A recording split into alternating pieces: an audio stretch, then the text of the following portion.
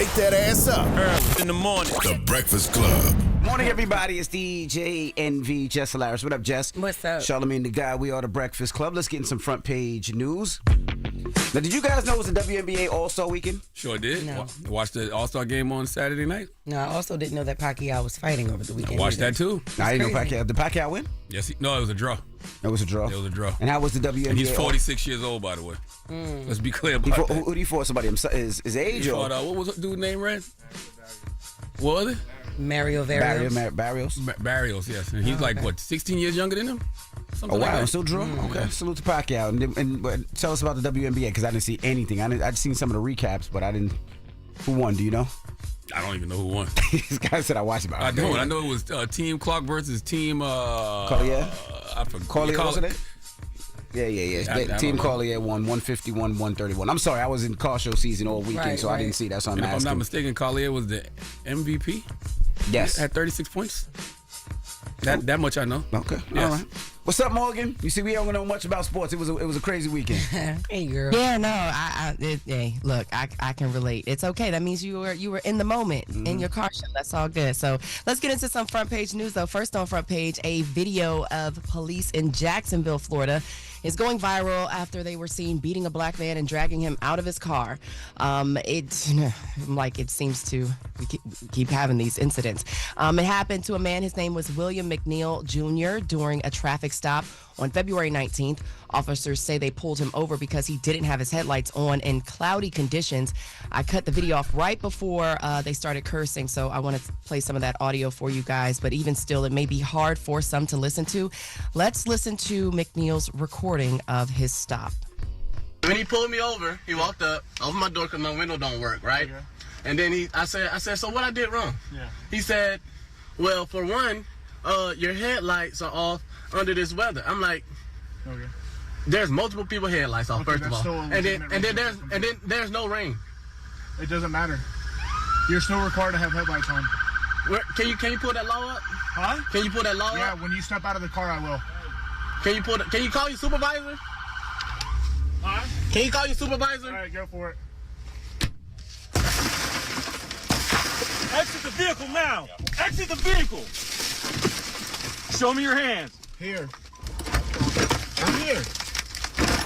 What is your reason, sir? Step out. What is your reason? Step out now. All right. No. Don't. Get on the ground.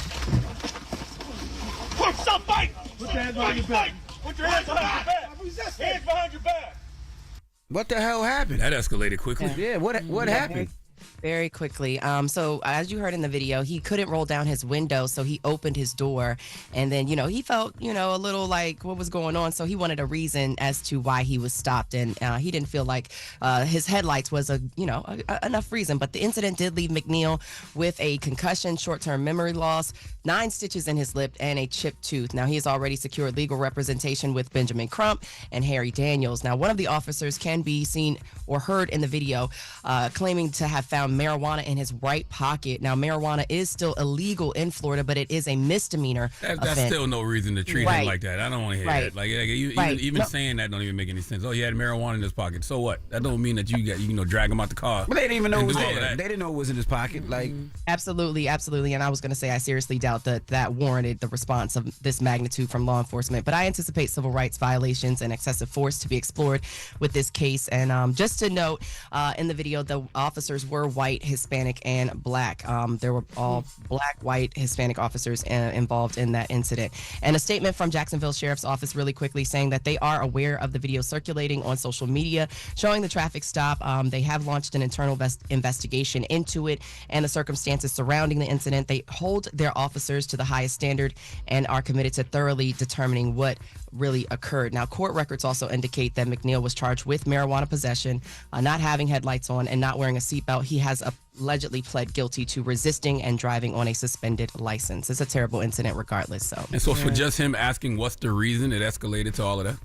that pretty much, yes. That's what the see video. The law, obviously, that stated that you can't drive within cloudy conditions without having your headlights on. Well, in most places, you got to have your lights on all day. That's why they have daytime running lights on the cars now.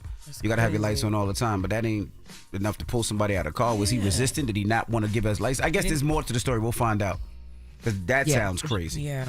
For sure. I'm sure it'll develop, and I will, of course, keep you guys posted on it. So stick around. All right.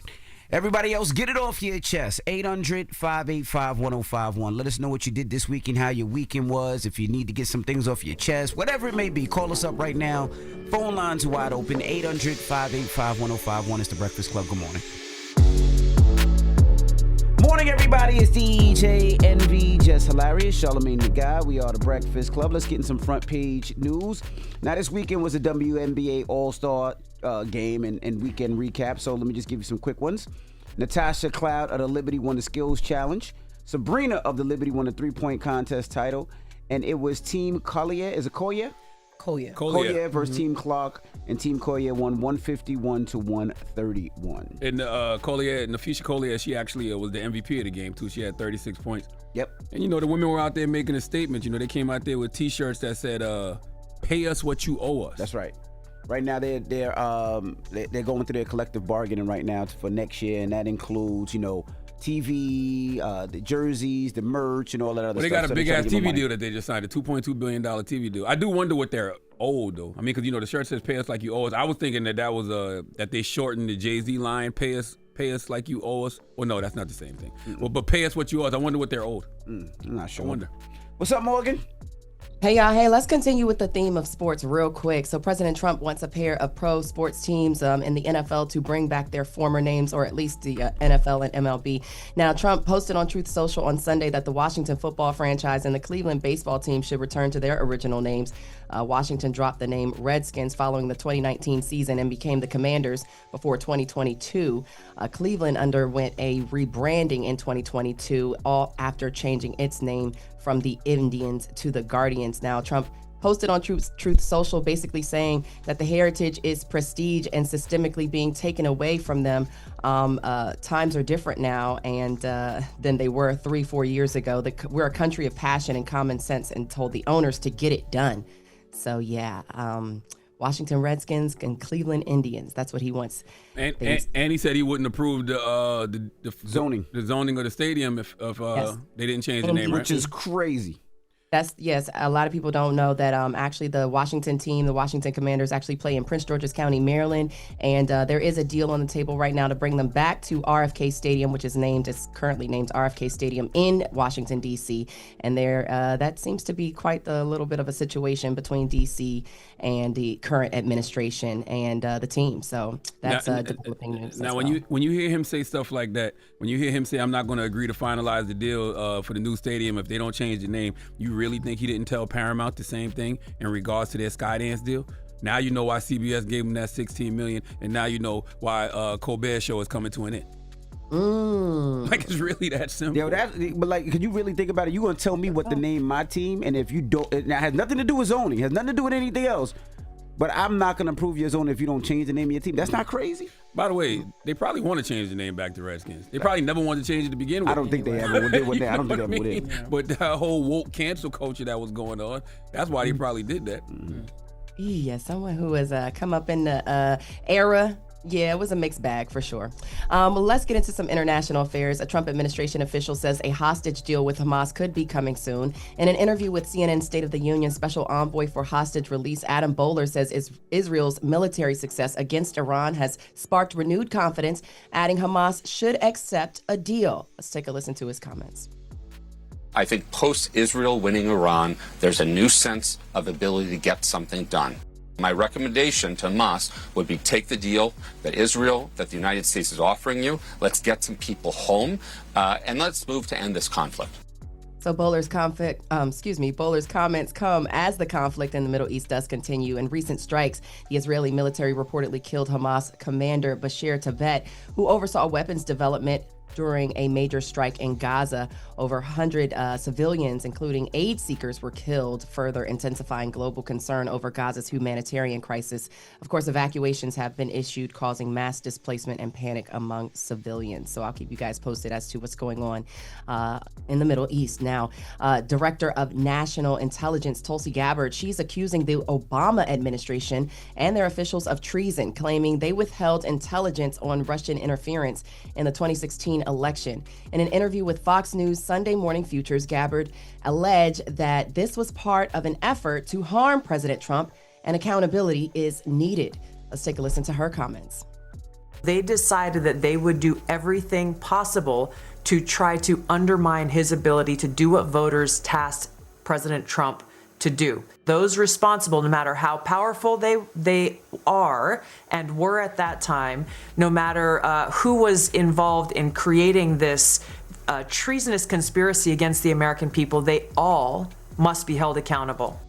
So the director of national intelligence, Gabbard, declassified documents Friday that she said were evidence of the Obama administration manufactured and politicized intelligence to lay the groundwork for the FBI probe into Russia's election interference.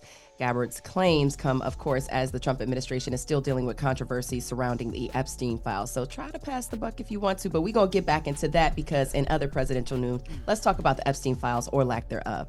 Now, President Trump says lawmakers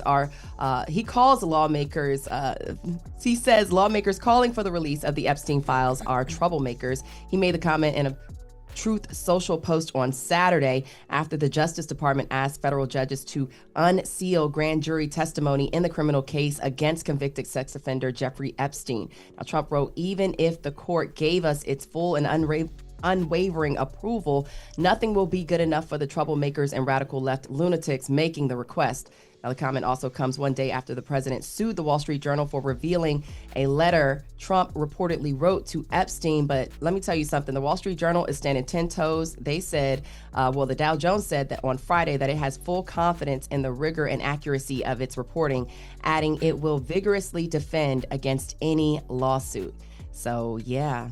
Trump is suing the Wall Street Journal owner Rupert Murdoch and Dow Jones after they reportedly released that letter to Epstein for his 50th birthday in 2003. So. I want to go back to what you were saying about the Tulsi Gabbard stuff too, Morgan. You know, last night Trump posted an AI video of Obama being arrested saying nobody is above the law. I think that is a deflection from the Epstein files, you know what I mean? But absolutely. But we can't act like we didn't know Trump was going to go after all his so-called political enemies, which is why, once again, President Obama shouldn't have been keying with Trump at President Carter's funeral. I know Michelle is on his head at the house. See, I told your stupid ass, okay? I told your stupid ass not to be up there keying with that man. Now look, he trying to get your ass locked up. Yeah, pretty much. All right, y'all. So I have so many more stories that I would love to talk to y'all about, but that's pretty much my time. That's your front page news. I'm Morgan Wood. You can follow me on socials at Morgan Media, and for more news coverage, follow at Black Information Network. Download the free iHeartRadio app and visit us at binnews.com. Thank y'all. Thank you. Wake that ass up. Early in the morning. The Breakfast Club.